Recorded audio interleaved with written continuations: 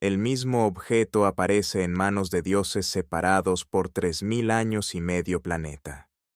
Puedes encontrarlo tallado en los muros de un palacio al norte de Irak, sostenido por una figura alada con la musculatura de un luchador y el rostro sereno de un sacerdote. Puedes encontrar algo casi idéntico grabado en un pilar de piedra en el sur de Turquía, más antiguo que la agricultura, más antiguo que la escritura, más antiguo que la rueda. Y puedes encontrarlo de nuevo tallado en una losa de roca volcánica en las selvas de México, sostenido por un hombre sentado que se encuentra dentro de las fauces abiertas de una serpiente. 3 culturas, 3 continentes, sin ningún contacto reconocido entre ellas. Y en cada uno de los casos, el objeto tiene exactamente la misma forma. Una asa rígida que se arquea sobre un cuerpo cuadrado, plano en la parte inferior, sostenido de la manera en que un viajero de hoy llevaría una bolsa por una terminal de aeropuerto. Internet le ha dado un nombre. Lo llaman el bolso de los dioses. Y desde hace años se ha presentado como una de las evidencias más convincentes de una civilización global perdida o de visitantes que llegaron desde algún lugar mucho más allá de nuestro cielo y dejaron sus huellas grabadas en piedra. El argumento resulta seductor porque el patrón es real, la forma realmente se repite, realmente aparece en lugares que, según toda comprensión convencional de la historia, jamás deberían haber tenido conocimiento los unos de los otros. Así que la pregunta permanece sin respuesta en el imaginario popular, brillando como una brasa que nunca termina de apagarse, porque aparece el mismo bolso a través de siglos y a miles de kilómetros de distancia. He aquí lo que casi nadie que comparte esas imágenes sabe. Los escribas antiguos que vivieron junto a estas tallas escribieron lo que era el objeto. Le dieron un nombre. Describieron en sus propias instrucciones rituales exactamente lo que se suponía que una persona debía hacer con él y, por implicación clara, lo que contenía. La respuesta al misterio no está escondida en una bóveda ni enterrada bajo una montaña. Está escrita en arcilla y ha sido legible desde hace mucho tiempo. Lo que ocurre es que la verdadera respuesta es más silenciosa, más extraña y, en cierto sentido, más humana que la que se vuelve viral. Y hay algo importante que debes saber antes de dar un solo paso más, porque cambia la forma en que deberías escuchar todo lo que viene a continuación. No existe ningún bolso, al menos no uno real.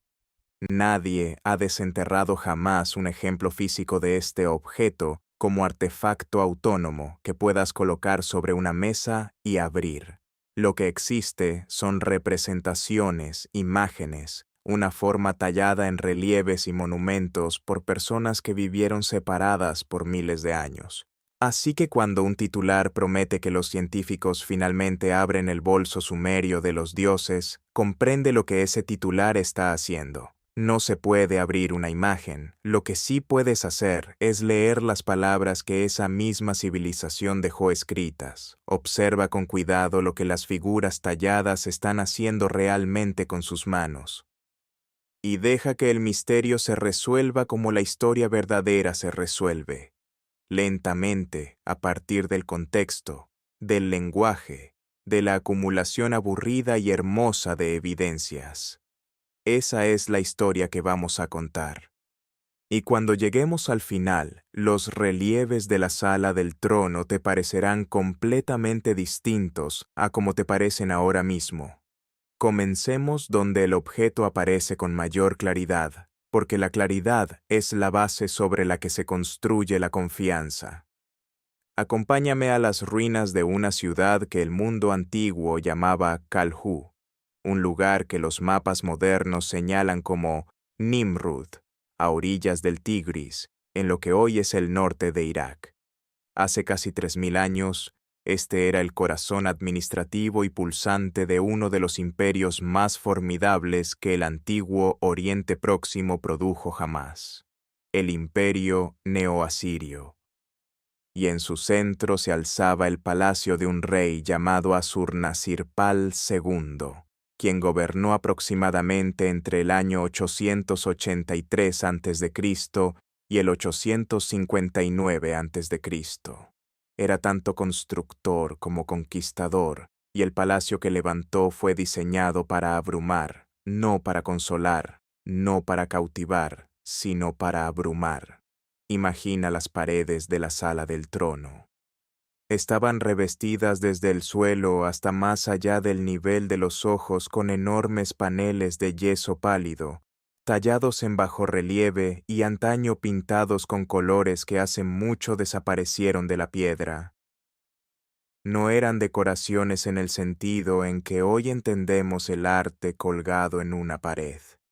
Eran una declaración de poder dirigida a cada embajador, portador de tributos y suplicante tembloroso que era conducido ante la presencia del rey. Las figuras talladas se alzan por todas partes. Algunas representan al rey mismo, cazando leones o recibiendo a los vencidos. Pero entre ellas aparece una y otra vez, repetida a lo largo del salón como si fuera un ritmo, una figura que no es del todo humana. Tienen cuerpos de hombres poderosos, de hombros anchos, esculpidos, ataviados con túnicas con flecos y borlas y pesadas pulseras. Y emergiendo de sus espaldas se elevan enormes alas emplumadas, arqueadas y detalladas hasta la última barbilla de pluma. Algunos tienen cabeza de hombre coronada con tocados con cuernos, el antiguo símbolo de la divinidad. Otros, aún más desconcertantes, tienen cabeza de ave rapaz, con picos curvados y ojos redondos y fijos que miran a la nada y a todo al mismo tiempo. Estos seres tenían un nombre en el mundo que los creó. Se los llamaba los Apkallu. En las tradiciones de Mesopotamia, los Apkallu eran sabios, figuras primordiales de una antigüedad profunda, seres semidivinos de inmensa sabiduría que, según se decía, habían traído las artes de la civilización a la humanidad en las épocas anteriores al gran diluvio. En estas paredes del palacio actúan como guardianes, como espíritus protectores. Se sitúan alrededor del rey como un muro de santidad, alejando el mal, purificando el espacio, manteniendo el daño lejos del frágil ser humano que ocupa el centro del imperio. Y en la mano de uno de estos sabios alados, sostenido junto a su costado, está el objeto, el bolso, un recipiente de cuerpo cuadrado y un asa rígida y arqueada que se eleva por encima de él, sujeto en su puño izquierdo con una familiaridad natural, de la misma manera en que sostendrías algo que cargas todos y cada uno de los días. Los lados están pulidos y lisos en el tallado. Las proporciones son tan cuidadas, tan deliberadas, que un ojo moderno los reconoce de inmediato sin esfuerzo. Parece algo que podrías comprar en una tienda. Esa única coincidencia visual, que un espíritu asirio de hace 30.000 años parezca estar sosteniendo un bolso de diseñador, es precisamente el anzuelo que ha lanzado miles de videos y millones de comentarios, porque la mente no puede evitarlo. Ves un bolso, y tu cerebro lo archiva como tal. Y una vez que es un bolso, la pregunta se escribe sola. ¿Qué hace un dios cargando equipaje? ¿Y qué diablos llevaría dentro? Pero mira de nuevo, y esta vez no mires la mano izquierda. Mira lo que esa misma figura hace con la derecha, porque la mano derecha también sostiene algo, y casi nadie se fija en eso. Elevada hasta la altura del pecho de la figura, o incluso más arriba, hay un pequeño objeto con forma parecida a una piña. Y no está simplemente siendo sujetado, sino que está siendo extendido, ofrecido, dirigido hacia algo. La figura se encuentra junto a una extraña y hermosa estructura estilizada de ramas entrelazadas y palmetas que los especialistas denominan el árbol sagrado. El sabio alado está extendiendo la mano hacia ese árbol con la piña en su mano derecha, mientras el bolso espera en su izquierda. Ese gesto, ese emparejamiento de ambas manos, es la clave de todo el misterio. Y volveremos a él, porque es el detalle que lo deshace todo en silencio. Por ahora, sin embargo, deja al sabio donde está. Deja que la mirada recorra el resto de la sala, porque la sala del trono de Nimrud no era un único tallado, sino una procesión de ellos. Panel tras panel, muro tras muro, las figuras aladas repitiéndose como los latidos de un corazón a lo largo de toda la cámara. Si hubieras entrado en esa sala en el siglo IX antes de la era común, no habrías visto un museo. Habrías visto una máquina construida de piedra y creencia, diseñada para hacer algo con la persona que la entraba. Los relieves se alzaban a la altura de los ojos y por encima, tallados en pálidas losas de yeso que recorrían la base de las paredes. Y cada visitante, cada embajador, cada portador de tributos, cada gobernador tembloroso convocado a rendir cuentas debía atravesar el pasillo de estos guardianes antes de llegar jamás al hombre sentado en el trono. El mensaje no era sutil, ni pretendía serlo. Estás entrando en un espacio protegido por seres más antiguos que los abuelos de tus abuelos, dioses. Compórtate en consecuencia. Y el rey que ocupaba el centro de todo eso tenía un nombre. Y ese nombre importa. Era Asur-Nasir-Pal II. Y gobernó el imperio asirio desde aproximadamente el año 883 hasta el 859 antes de la era común. Un período de aproximadamente un cuarto de siglo en el que hizo dos cosas de manera obsesiva. Libró guerras brutales y metódicas, expandiendo sus fronteras campaña tras campaña, en términos tan violentos que sus propias inscripciones todavía hacen estremecerse a los historiadores. Y trasladó su capital a Nimrut, una ciudad que los asirios llamaban Calhu. Allí levantó un palacio de tal magnitud que su inauguración fue celebrada, según una de sus propias inscripciones, con un banquete que supuestamente alimentó a decenas de miles de invitados durante 10 días. Los sabios alados en aquellas paredes formaban parte de ese proyecto. No eran decoración en el sentido en que nosotros podríamos colgar un cuadro. Tenían una función. Cumplían un trabajo cada hora de cada día, estuviera o no alguien en la sala. Porque aquí está lo que se pierde cuando Internet recorta la imagen dejando solo la bolsa. Los Apkallu no estaban distribuidos al azar por ahí. Estaban colocados estratégicamente. Se agrupaban en las puertas, en los umbrales, en los puntos donde un espacio se convertía en otro, y donde, en la imaginación mesopotámica, el mal tenía más probabilidades de colarse. Flanqueaban el trono. Bordeaban el pasillo que todo visitante debía recorrer. Su disposición completa era un hechizo escrito en piedra, un acto de protección permanente e incansable. Y el objeto en la mano izquierda y el cono en la derecha eran los instrumentos con los que se llevaba a cabo esa protección. Fuera lo que fuera esa bolsa, no era algo secundario. Estaba situada en el corazón literal del imperio más poderoso del mundo, repetida cientos de veces, vigilando y siendo vigilada. Los asirios no tallaban cosas por accidente. Tallaban lo que creían que los mantenía con vida. Ese es el hecho que le da fuerza al misterio.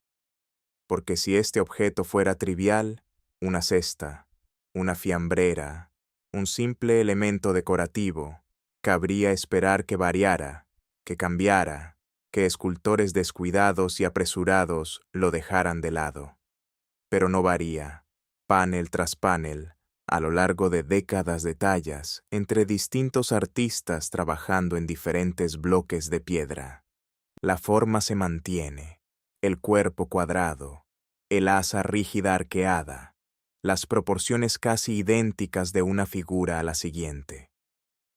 Alguien estaba velando por esa consistencia. A alguien le importaba que estuviera bien hecho. Y cuando encuentras un objeto que tanta gente se preocupó por representar correctamente durante tanto tiempo, Estás contemplando algo que carga con un significado tan pesado que equivocarse habría importado. Ahora amplía aún más el enfoque, y aquí es donde todo empieza a sentirse genuinamente extraño, porque la forma no permanece educadamente dentro de los muros de un solo palacio, ni siquiera se queda dentro de Mesopotamia. Viaja aproximadamente 500 millas hacia el noroeste, adentrándote en las colinas de lo que hoy es el sureste de Turquía, y llegarás a un lugar que ha reescrito silenciosamente grandes partes de lo que creíamos saber sobre el pasado humano. Se llama Göbekli, y al pararte entre sus grandes círculos de piedra estás pisando un sitio tan antiguo que los números dejan de parecer reales. Las capas más antiguas datan de alrededor del 9600 a.C., no hace 9600 años. 9600 a.C., lo que sitúa el total cerca de 11 o 12.000 años desde el presente. Este lugar fue construido por personas que no tenían ciudades, ni escritura, ni metales, ni rueda, y muy posiblemente tampoco agricultura. Cazadores y recolectores levantaron pilares de piedra caliza de varias toneladas y los dispusieron en círculos. Y tallaron esos pilares con animales tan vívidos que parecen a punto de moverse. En uno de esos pilares, catalogado por los investigadores como el Pilar 43 y a veces conocido como la Piedra del Buitre, las tallas se apiñan en una composición densa y deliberada. Hay buitres con las alas desplegadas. Hay un escorpión con la cola enroscada y lista. Hay serpientes, aves y formas sobre las que los estudiosos siguen debatiendo. Y cerca de la parte superior del pilar, dispuestas en una hilera ordenada, aparecen 3 pequeñas figuras, 3 formas cuadradas, cada una coronada por una línea curva que se arquea sobre el cuerpo. 3 bolsas, o 3 cosas que, a los ojos modernos acostumbrados al relieve asirio, parecen inconfundiblemente el mismo objeto tallado en piedra 7000 años antes de que Assur-Nasirpal llegara a nacer. Detente un momento en esa distancia, porque es el motor de todo el misterio y merece sentirse, no pasarse por alto. 7000 años. Y la distancia temporal que separa Göbekli Tepe de los palacios asirios es mayor que la que existe entre esos palacios y nosotros. Cuando se levantaron aquellos pilares en Turquía, los sumerios todavía no existían. Las pirámides tardarían otros 5 o 6.000 años en construirse. No había ningún imperio, ningún escriba, ninguna tablilla de arcilla, ningún camino por el que alguna idea mesopotámica pudiera haber viajado hacia atrás en el tiempo para llegar hasta estos cazadores. Y sin embargo ahí están, 3 figuras con forma de bolso sobre un desfile de buitres, escorpiones y serpientes, mirando fijamente desde el pasado más remoto, como si formularan la pregunta más obvia e inevitable. ¿Cómo puede aparecer el mismo objeto en ambos extremos de un silencio de 7000 años sin ninguna línea plausible que los conecte? Solo quedan unas pocas maneras posibles de responder a eso. O bien la forma fue inventada 2 veces de manera independiente por pueblos que nunca se conocieron y nunca habrían podido hacerlo, o bien la forma portaba algún fragmento de conocimiento que de algún modo sobrevivió al vacío, transmitiéndose o difundiéndose por vías que hoy no podemos rastrear. Y es precisamente en ese estrecho e incómodo espacio entre esas 2 opciones donde las teorías más audaces echan raíces y comienzan a crecer. Porque si ya has decidido que la coincidencia es imposible, entonces algo mucho más dramático tiene que ser verdad. Y la forma no había terminado su viaje, le quedaba una travesía más por hacer. Y ésta cruzaba un océano, porque el siguiente lugar donde aparece la figura no está en el Oriente Próximo en absoluto. Está al otro lado del planeta, en las húmedas tierras bajas del estado mexicano de Tabasco, en un sitio llamado La Venta. Este fue un centro olmeca, la cultura que los arqueólogos describen con frecuencia como la civilización madre de Mesoamérica, el pueblo que antecedió a los mayas y los aztecas y que dejó atrás esas colosales cabezas de basalto con sus párpados pesados y sus labios carnosos. La Venta floreció aproximadamente entre los años 1200 y 400 antes de la Era Común, lo que la sitúa al menos en parte dentro de la misma ventana temporal amplia que los palacios asirios al otro lado del mundo. Y entre las piedras talladas que los olmecas dejaron, hay una que detiene en seco a cualquier cazador de bolsos. Está catalogada como Monumento 19. Imagínala. Una losa rectangular de piedra con una figura humana sentada tallada en relieve bajo. Detrás y alrededor de esa figura se enrosca una enorme serpiente, cuyo cuerpo asciende y se curva hasta que su boca abierta se arquea sobre la cabeza del hombre como un dosel, un yelmo o un umbral. La figura permanece sentada con calma dentro de ese marco de serpiente. Una mano levantada, la otra reposando a su costado. Y en esa mano que descansa, sujeta por un asa rígida que se curva sobre un cuerpo cuadrado, lo sostiene el bolso, la misma silueta que el sabio alado porta en Nimrud, la misma silueta que aparece en una fila de 3 sobre los buitres en Göbekli Tepe. Aquí está de nuevo, en un continente que, según todos los relatos aceptados, no tuvo contacto alguno con el antiguo Oriente Próximo. Las cifras que entran en juego son casi absurdas. La Venta se encuentra a aproximadamente 7.500 millas de Nimrud. Entre ambos puntos hay un océano, un segundo océano según la ruta, cadenas montañosas, desiertos y miles de años de sociedades humanas que se desarrollaron por separado y que, según la historiografía convencional, jamás intercambiaron una sola palabra ni un solo bien comercial. No existe ninguna embarcación de la que tengamos noticia que llevara escultura acadia a Asiria. No hay ninguna tablilla en ningún archivo mesopotámico que mencione el otro lado del Atlántico. Y sin embargo el objeto en la mano del olmeca y el objeto en la mano del apcalu son, a ojos inexpertos e incluso a los de muchos expertos, la misma cosa. Dos pueblos que no pudieron haberse encontrado tallando la misma herramienta sostenida con el mismo agarre.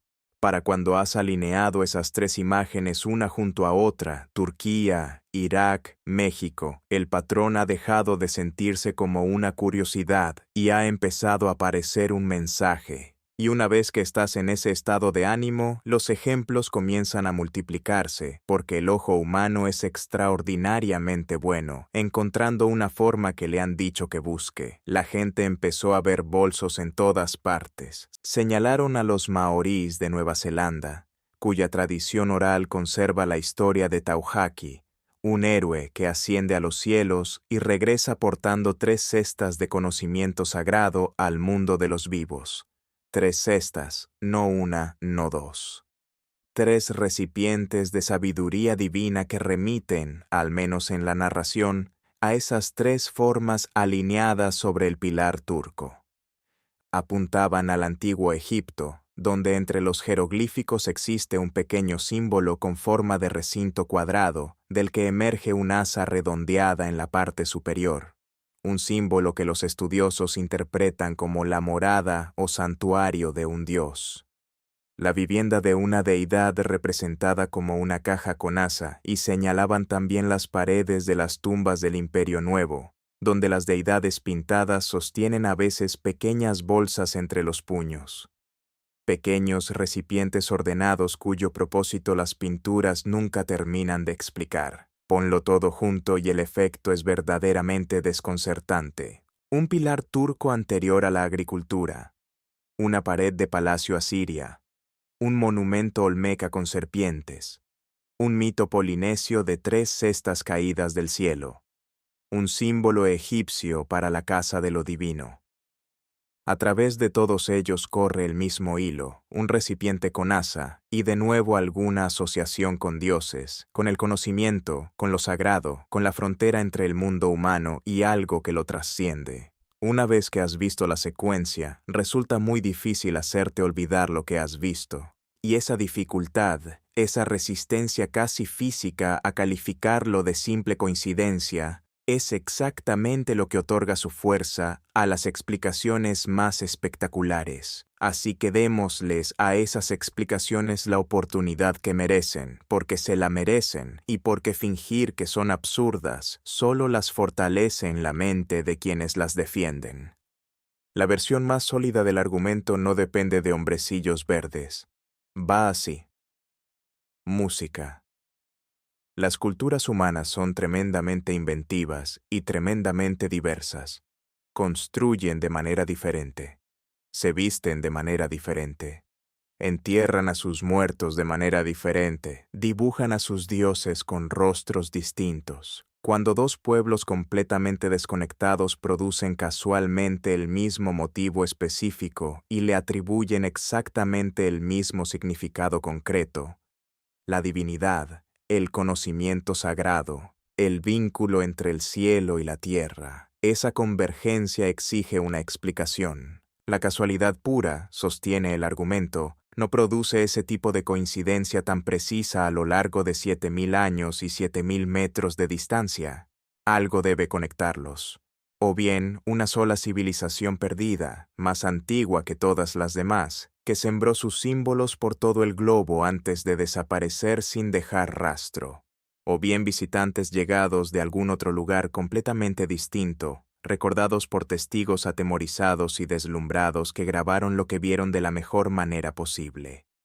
Una figura luminosa descendiendo y sosteniendo un recipiente con algo poderoso, algo capaz de curar, de destruir o de enseñar.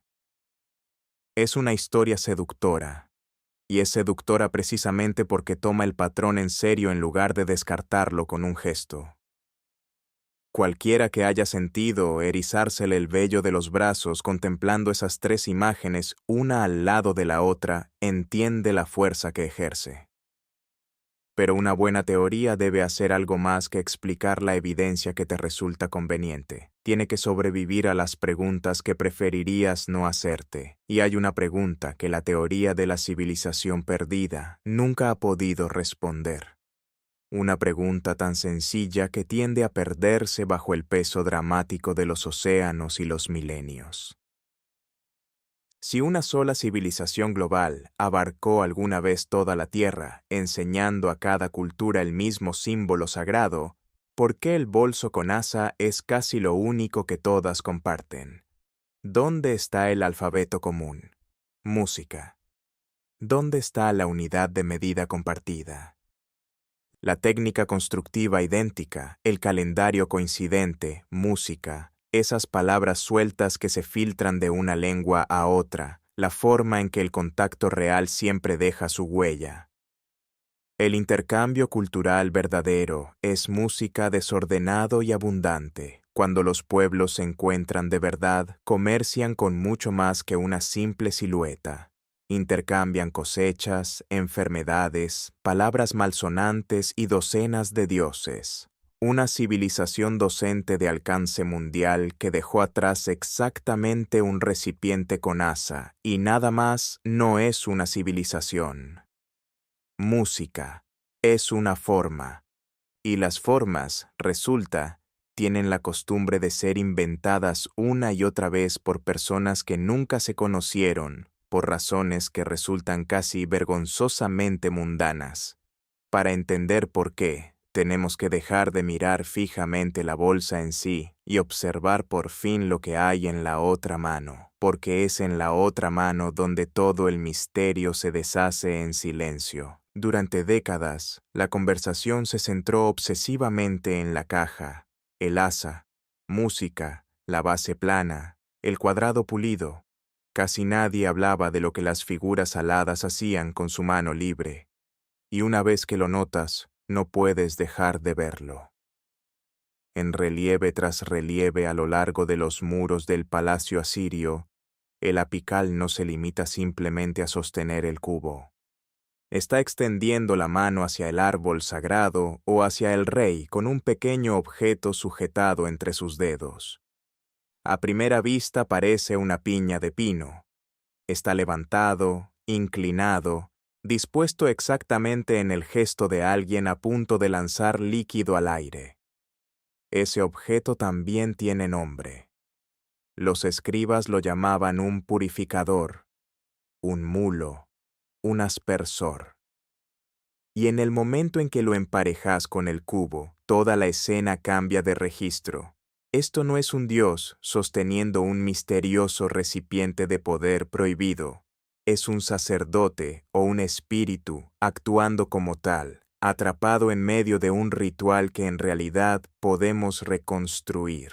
El cubo contenía un líquido consagrante, muy probablemente agua, posiblemente aceite infusionado o una mezcla fragante. El cono se sumergía en él y se agitaba hacia el objeto que se bendecía, esparciendo gotitas de la misma manera en que un sacerdote de docenas de tradiciones posteriores roció agua bendita por una nave, con el cubo en una mano y el aspersor en la otra. No es un artefacto de tecnología imposible. Es un kit de limpieza para el alma de un imperio, congelado para siempre en el instante de su uso. Y esta es la parte que merece decirse con claridad, porque gran parte de Internet jamás lo ha escuchado. Los asirios nos dijeron que era el objeto, lo escribieron. El bondu aparece en sus textos rituales. Una palabra ordinaria para un cubo ordinario. El mismo tipo de recipiente que un trabajador podría usar para cargar barro o agua. El mulalú aparece junto a él. El gesto, el emparejamiento, el árbol sagrado, los guardianes flanqueantes. Todo está documentado, es internamente coherente y se repite en distintos sitios con la regularidad de una liturgia, porque eso es exactamente lo que era. Cuando sobrevivieron residuos en los cubos de metal extraídos de las ruinas del palacio, los rastros apuntaban de regreso hacia esa misma verdad humilde. Depósitos de agua, materia vegetal, residuos de purificación en lugar de la química de alguna ciencia perdida. Nadie tuvo que abrir un bolso mágico. La respuesta estaba tallada en la pared desde siempre, en los dedos de la segunda mano que nadie se molestó en seguir. Entonces, ¿por qué aparece la misma silueta en Göbekli Tepe y en algún monumento al otro lado del océano si los asirios simplemente querían decir un cubo? Aquí es donde la respuesta honesta es más extraña y más humana que cualquier historia de alienígenas. Imagina la tarea. Necesitas transportar líquido. Querés levantarlo sin derramarlo, sin mojarte las manos, sin tener que posarlo cada pocos pasos. Solo hay un número limitado de formas que resuelven ese problema. Un recipiente que contenga el volumen, una base plana para que se sostenga en pie cuando lo apoyas, y un arco en la parte superior para que tu mano pueda agarrarlo y levantarlo sin tocar el contenido. Cuerpo cuadrado, asa curva. Esa es la forma. Una mano humana llega a ella casi en el mismo instante en que decide cargar algo. Distintos pueblos, separados por miles de años y kilómetros, lo fueron reinventando por la misma razón poco notable por la que todos inventaron la olla, la aguja y la rueda. Porque el problema era el mismo, y las soluciones a un problema compartido tienden a parecerse. Por eso, cuando miras de cerca, las coincidencias extranjeras dejan de coincidir con tanta precisión. Las formas talladas en ese pilar turco se encuentran entre buitres y escorpiones en una escena que genuinamente no podemos descifrar. El objeto en la boca de la serpiente en México pertenece a un mundo mesoamericano de dioses emplumados y cultos a la lluvia que no le debe nada al Tigris. Las cestas de conocimiento Mowi y el símbolo del domo egipcio crecen cada uno desde su propio suelo, sus propias historias, sus propias razones. Alinealos y la silueta coincide. Lee el contexto alrededor de cada uno y el acuerdo se disuelve en una docena de significados locales separados y autocontenidos que por casualidad adoptan la misma forma sencilla. Pero, y aquí es donde un relato honesto debe detenerse y rechazar el final prolijo. Esa explicación cierra el caso mesopotámico, no cierra todos ellos, porque Göbekli Tepe es el que conserva su poder.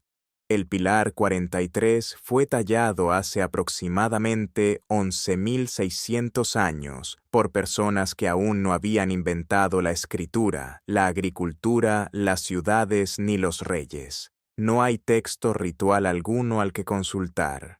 No existe ningún texto escrito que nos explique qué significaban esas tres figuras para los cazadores que levantaron aquella piedra. El diseño convergente nos dice que perfectamente habrían podido tallar un recipiente con asa por su propia cuenta. Lo que no nos dice es qué pensaban que era, ni por qué lo colocaron sobre una procesión de animales peligrosos, ni si tenía algo que ver con lo que un cubo significaba para un hombre en Nimrud 7.000 años después. En ese pilar, la forma es real y su significado sencillamente se desconoce por completo. Y una investigación honesta tiene que dejarlo así, sin resolver, en lugar de disfrazar un vacío de respuesta. Entonces, aquí es donde la historia realmente termina. El bolso de los dioses nunca fue abierto porque jamás existió un único bolso que abrir. El objeto asirio tiene un nombre, un complemento, una función y un ritual. Es un cubo de agua sagrada sostenido por un rociador ceremonial. Y ese misterio está resuelto tan a fondo como el pasado nos permite resolver cualquier cosa. Los ecos dispersos en otras culturas son, en su mayoría, la huella de una forma tan útil que nuestra especie no deja de redescubrirla. Y debajo de todo eso se encuentra una puerta genuinamente abierta en una ladera de Turquía, más antigua que la historia misma, negándose a explicarse. Quizás la humanidad realmente ha olvidado más de lo que ha aprendido. O quizás simplemente confundimos las formas ordinarias de nuestras propias manos con mensajes venidos de algún otro lugar. Así que quiero dejarlo en tus manos, de todos estos grabados, los sabios asirios, el pilar turco, la serpiente olmeca, las cestas de Maui, el signo egipcio, ¿cuál de ellos crees tú que realmente se conecta con otro? ¿Y cuál crees que hemos estado interpretando sin ningún motivo real? Dime exactamente qué par apostarías en los comentarios y explícame por qué. Y si quieres más misterios donde la respuesta verdadera resulta más extraña que el mito, suscríbete, porque el próximo objeto que abrimos lleva aún más tiempo a plena vista que este.